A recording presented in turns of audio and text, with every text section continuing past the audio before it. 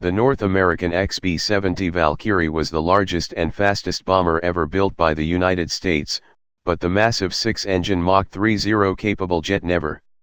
One of the very supersonic bombers ever built, was capable of flying at Mach 3.1, a speed level that only extremely few aircraft reached, from any group of airplanes.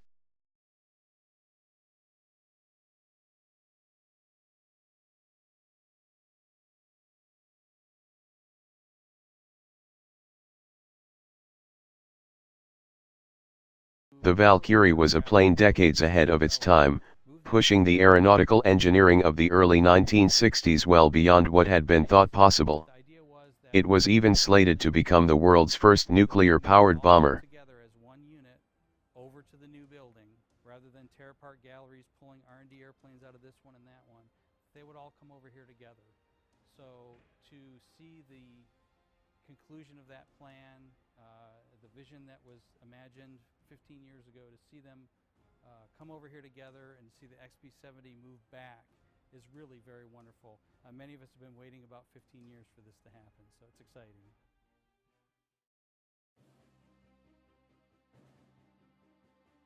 The idea behind the XB-70 originated in the 1950s when it was assumed ever greater speeds and altitudes would enable American bombers to survive against Soviet air defenses unmolested on their way to delivering their doomsday payloads. At the time, the only effective defense against bombers were fighters and anti-aircraft artillery. Even then, anti-aircraft guns were only marginally effective and interceptors were increasingly challenged by ever-improving bomber performance.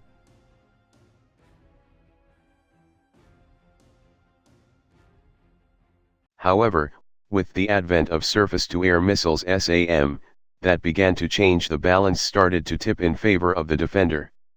While the U.S. Air Force was aware of Soviet advances in SAM technology, the Pentagon didn't start to understand the scope of the problem until Francis Gary Powers' Lockheed U-2 spy plane was shot down while overflying the Soviet Union on 1 May 1960. But development of the XB-70 continued nonetheless.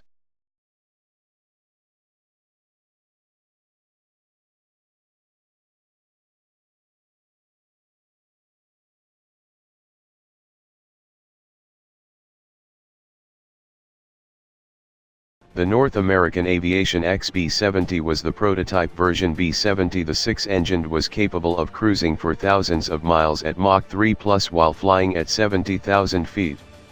At these speeds, it was expected that the B-70 would be almost immune to interceptor aircraft, the only effective weapon against bomber aircraft at the time. The bomber would spend only a few minutes over a particular radar station, flying out of its range before the controllers could position their fighters in a suitable location for an interception. High speed also made the aircraft difficult to see on radar displays, and its high-altitude flight could not be matched by any contemporary Soviet fighter.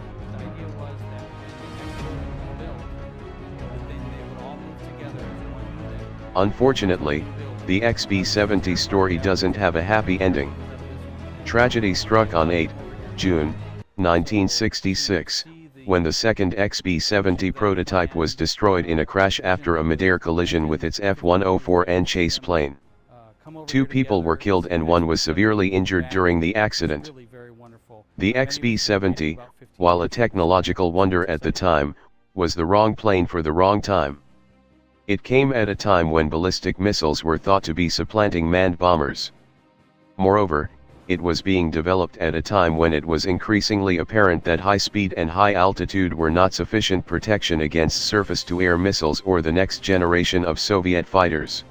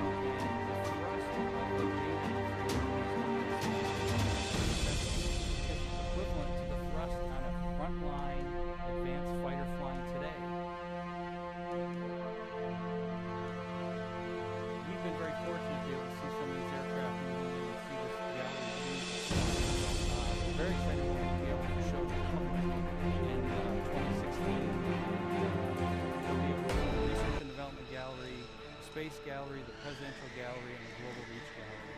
And the staff here is working feverishly to get to that date, and so the public can finally see these wonderful artifacts on display.